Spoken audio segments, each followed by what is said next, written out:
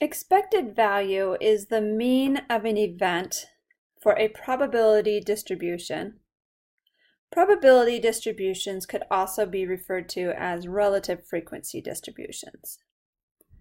And the notation for expected value is E of x. And the way that we calculate the expected value is we take n sub 1, which stands for the value of outcome 1, and multiply it with its probability or relative frequency. Then we add on the second value for outcome 2 and multiply it by its relative frequency. We continue doing that until we have added all of the values and probabilities related to a situation. Here's an example to help understand that formula and the idea.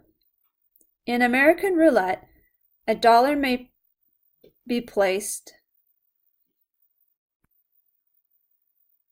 An example to help understand the formula for expected value and also to see a problem worked out with this is in American roulette, a bettor may place a $1 bet on any one of the 38 numbers on the roulette wheel.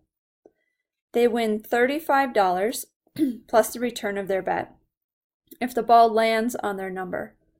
Otherwise, they lose their bet. Okay, so there's two outcomes on a roulette table with this particular problem. And that is that you could win or you could lose. And if you win, the payout is to receive a positive $35. I'm going to call that N, that's the value for the first outcome.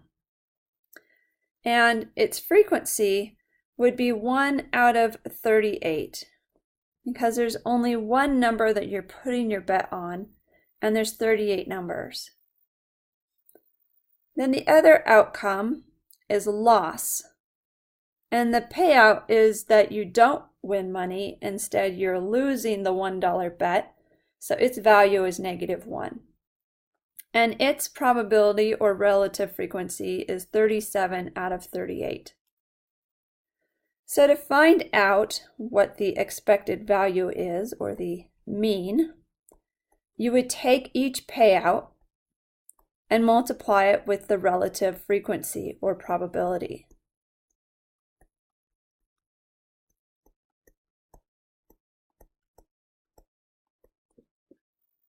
The expected value for this roulette problem is a -0.0526, which I will round to 2 decimal places and report as a loss of 5 cents. What that means is if a player were to indefinitely play this game, then it would be a loss of 5 cents per bet played. So if they were to play this 100 times, then by the time they're done playing those 100 times, they would expect to have only lost $5.